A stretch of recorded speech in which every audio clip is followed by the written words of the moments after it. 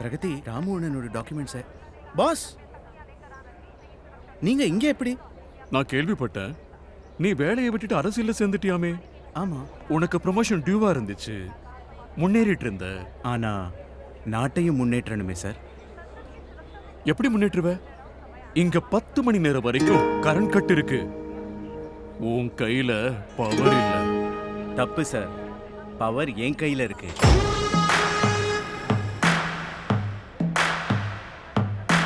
அதோ பாருங்க.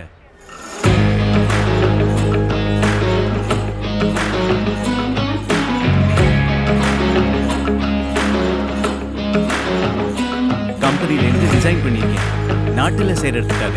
இவர் பவரை தன் கையில எடுத்த மாதிரி நீங்களும் பொறுத்துங்க லூமினஸ் சோலார்.